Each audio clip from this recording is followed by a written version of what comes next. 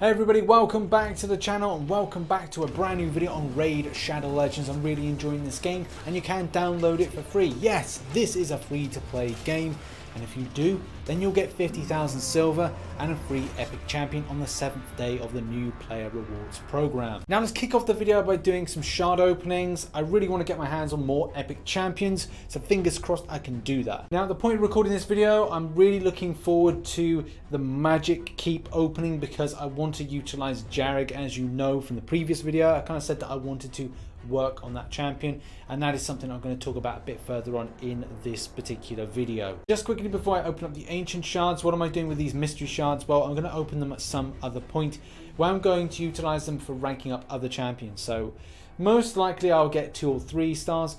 Those will then be ranked up to say 4 stars to then get my 4 stars, my strong epic ones, up to 5-star and beyond.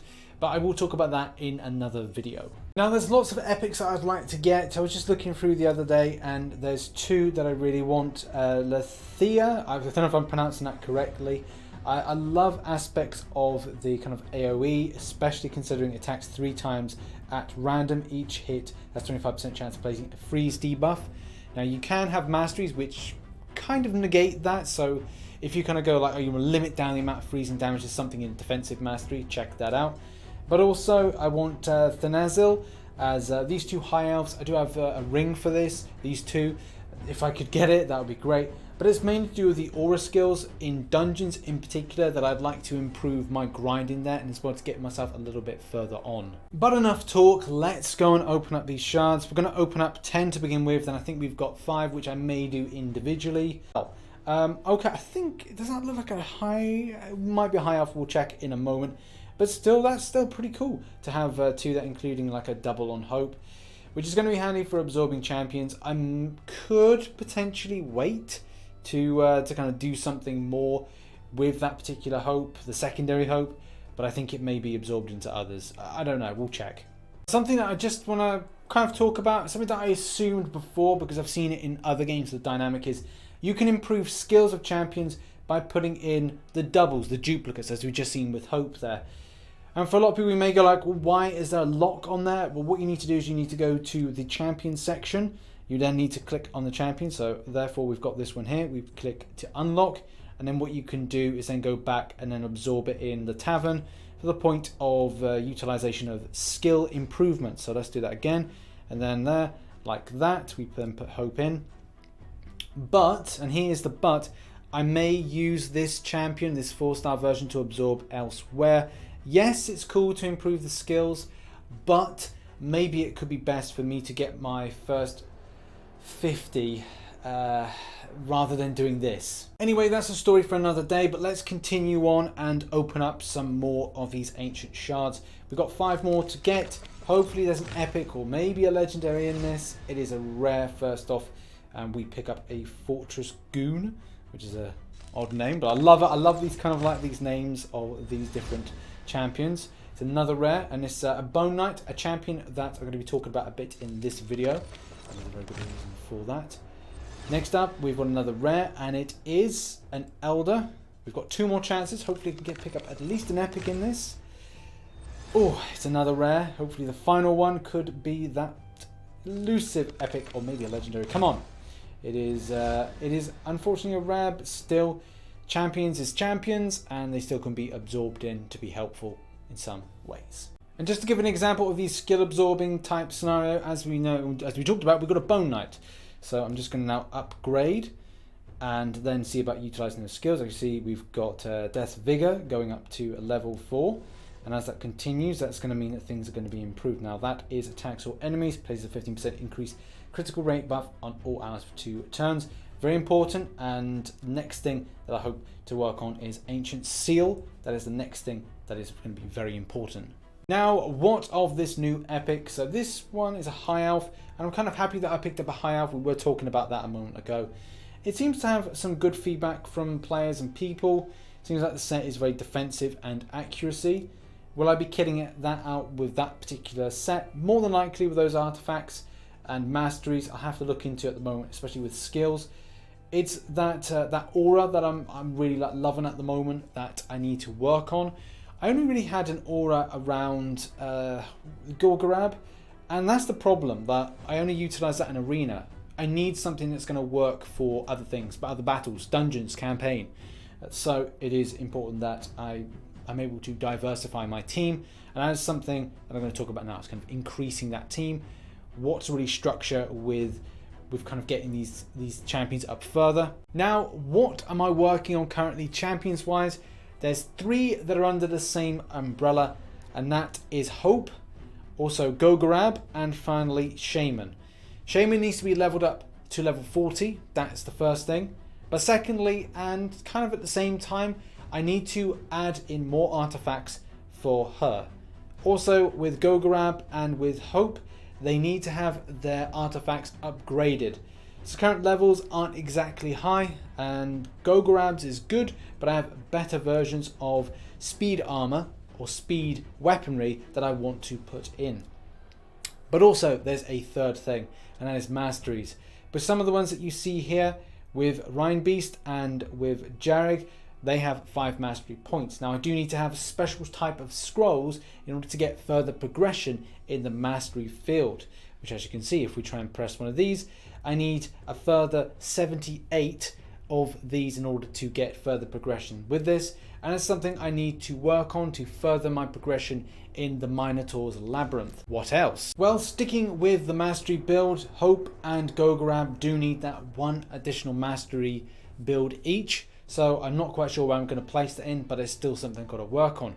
Once I've done that, that will be a case that they are completed, but I am refocusing my attention on other champions. As I hinted to at the start of the video, Jarek is my first port of call of a champion that I want to see one of the strongest in my team. And that's because I built it around support meets offense. It may have been a mistake to build this champion around support meets offense. Maybe it should have been a case I put it on defense, but I like the idea of increasing the attack through offense in order to make sure that the skill, which is Rending Claws, and that is damage based on attack, it decreases the attack of an enemy. So trying to kind of balance out the need for the attack to increase to improve the skill to then decrease the attack on the enemy is kind of the way I was thinking about that. And the thing is, I can absorb these back in and I can reapply my masteries at a later date if I feel I do need to change this. But the reason that I've done healing is because, well, on the skill that is Sheltering Scales, there's a continuous heal buff that gets put on, and I want to increase the amount of HP that is coming from this, which is obviously improved if you have the mastery to increase value of heals this champion casts by 5%. So I'm just, again, trying to work this around as well. Also, I do want to rank up this champion to level 50, but there is something that is more important, and that is the aura. Increase HP in all battles by 33%. Very important, especially if we want to consider the fact that I want to gather more health going into dungeons and going into campaign. Also, serious work needs to be done on my artifacts, and I feel that now that I've opened up a lot of those shards, I can now focus a lot of my silver in getting these leveled up a lot more quickly. Next up in the champion that I'm doing extensive work on is going to be Bone Knight.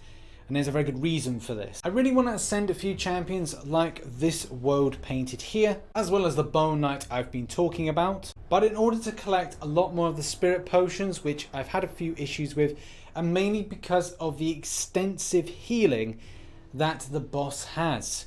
And there is a champion that is going to be able to be more effective for this, which is the Bone Knight's Ancient Seal. The unascended version of this is not as powerful. We've only got a 50% heal reduction debuff they're going to put on, but look at the ascended. The ascended is going to be 100%. It's still 80%, so still it's not going to be 100% chance to put it on, but still having 100% of that heal reduction is something that I really want to work on. Now the champion will require me to work on things like masteries. I've done a little work with upgrading the skills, but yeah, artifacts have got to be done because I've got none on the champion at the moment. But as well, ranking up to rank 4 is going to be pretty important as well to be more stronger in those battles, especially as I go through more stages, and the increased difficulty is going to be a bit of a problem. But still, there's great utility in this particular champion. I'm sure there's going to be a few others to look out for that will be able to do something similar. but this is the key one that I'm going to be working on at the moment. And sticking with the same affinity, the Warpainted. For some players, they may kind of question this, and the fact is the rating isn't strong for this champion. If you go to the review section, it is very, very, very low. But there is some options, and it's not all doom and gloom. I feel this is a good option for dungeons, and I feel it's a good option for the campaign. If you look at the fact of Undying Fury, and that's what I'm going to focus on, I am looking to reflect damage back to the enemy. Also, I like the aspect of the 30% HP back. This could be really important and could go with a really good team that puts on shield buffs as well as other things. It could mean that you're a lot stronger, especially considering if the damage reflected back is an extensive amount. And then your ally, who has a turn, goes in, smacks the enemy, takes them down.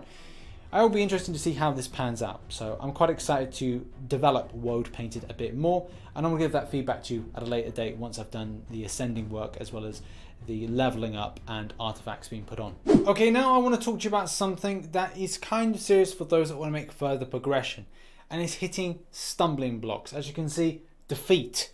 What do you do? What's the next process? The next thing is identifying weaknesses. So, weaker champions. Did I bring in the wrong type of champions against the enemies I was going up against? Is the boss going to be difficult and therefore was putting off too many strong debuff effects? These are key information bits that you need to pick up on when you're grinding out. Seeing defeat is, well, defeating. But the fact is there are ways to then get better at this stuff. Okay, let's go further to identify the issue. A champion like Hope has Holy Storm. Holy Storm attacks all enemies, has a 50% chance to decrease the duration of all enemy buffs. So if there are a lot of buffs on the champion, and do look out for the things that are marked in blue. If there's more blues, then hey, a champion like this is going to be great, but there are other options that do stuff similar. The next thing is, were you receiving a lot of debuffs, which is basically taking a lot of damage? Well, there is an option for that. There is Gator, and Gator has removed all debuffs from all allies. So that's going to be really helpful. If you're all suffering, then if you have Gator, but there are other champion options, this one is pretty great. You can remove those debuff effects. Is the other issue you're experiencing a huge amount of healing being done by the enemy? I know I've had that problem, especially with Spirit Keep. That boss heals a lot and it's difficult to suppress against huge amounts of damage. It just keeps healing. So a champion like Bone Knight that has Ancient Seal, and there are other champions out there that do heal reduction, but this one I like a lot, and it's one I'm going to be working on, so I will let you have that feedback at a later date whether or not I've had success. But there are 4 key areas you need to focus on when you're building these champions. And yes, you can take them in with you, have one lead champion and the other 4 are gaining those level ups if you don't want to absorb your champions into leveling them up. And the same thing with brews. If you want to save your brews for another time in the tavern, then you can put them into a team with you. But if you are failing, then you need to focus on these 4 things. Number 1, make sure the artifacts are top notch, or as top as you want to spend with your silver. The second thing is mastery build. Third thing is leveling, and the 4th thing is ascending. These 4 helpful things will basically mean that you'll improve the stats.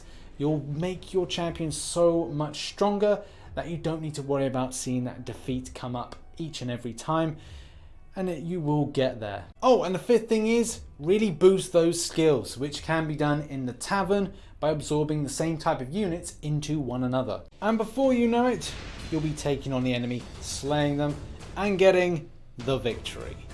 The final thing I want to talk about is, what am I up to next in game? Well, it is very much about improving those champions that I've mentioned, but also trying to be a bit more competitive in certain things.